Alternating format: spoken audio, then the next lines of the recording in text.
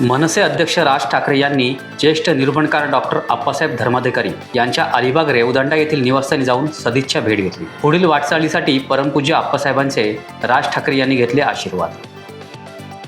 रत्नागिरी शहरालगतच्या मिऱ्या धूप प्रतिबंधक बंधाऱ्याचे काम सुरू झाले आहे। या कामावर तब्बल 160 कोटी रुपये खर्च केले जाणार आहे। त्यामुळे शेकडो ग्रामस्थांचे संरक्षण होणार आहे। हा प्रश्न सुटल्यामुळे आता ग्रामस्थांमधून समाधानाची भावना व्यक्त होत आहे।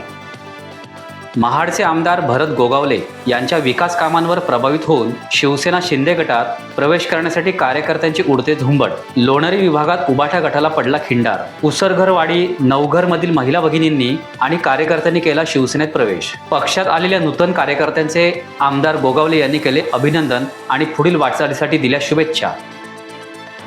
कॉमेडीचा बादशाह म्हणून ओळखला जाणारा अष्टपैलू अभिनेता राजपाल यादव यांनी कांसा वारणा फाउंडेशनचे संस्थापक अध्यक्ष दीपक पाटील यांच्या वावर्ले येथील निवासस्थानी नुकतीच सदिच्छा भेट घेतली। यावेळी पाटील यांनी अभिनेता राजपाल यादव यांचा शाल, पुष्पगुच्छ, श्रीफळ, साईबाबांची प्रतिमा आणि कांसा वारणा फाउंडेशनची माहिती पुस्तिका भेट देऊन सन्मान केला। यावेळी राजपाल यादव यांना पाहण्यासाठी नागरिकांनी गर्दी केली होती। केंद्रीय मंत्री नारायण राणे यांनी शंकराचार्यांवर केलेल्या कथित विधानाचा कुडाळ ठाकरे गटाने सोमवारी निषेध केला।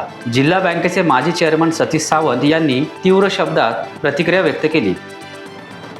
रायगड जिल्ह्यातील मराठी बांधवांनी जमिनी विकताना उद्योगात भागीदारी घ्यावी, अन्यथा पुढील 5 वर्षांनी आपली अवस्था वाईट असेल, असा धोक्याचा इशारा मनसेचे नेते राज ठाकरे यांनी दिला। जमिनी विकू नका यासाठी लोकांचे प्रबोधन करण्याची पत्रकारांची जबाबदारी आहे, असे राज ठाकरे म्हणाले।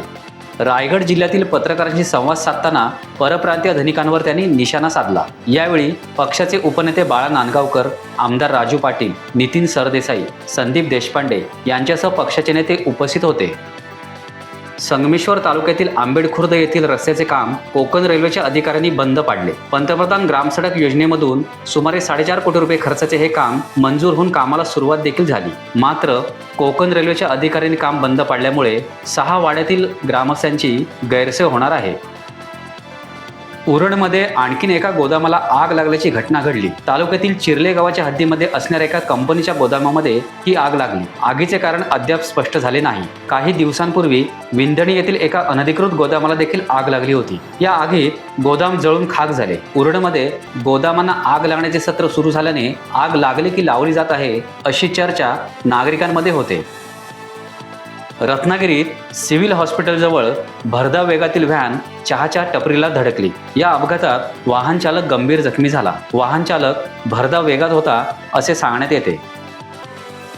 देवगड तालुक्यात अवकाळी पावसामुळे आंबा पिकाचे आणि बागायतींचे अतोनात नुकसान झाले। त्यामुळे सरकारने नुकसान भरपाई द्यावी आणि शेतकऱ्यांना तातडीने आर्थिक मदत मिळवून द्यावी, अशी मागणी देवगड तालुका आंबा फळ बागायती शेतकरी संघाने देवगड तहसीलदार आणि तालुका कृषी अधिकारी यांच्याकडे लेखी निवेदनाद्वारे केली। यावेळी विलास रुमडे, रामदास अनुभवणे, संकेत लब्धे, शुभम चौकिले, चंद्रकांत गोईम, अरविंद वाळके, नाना गाडे, रावजी वाळके आदी बागायतदार शेतकरी उपस्थित होते।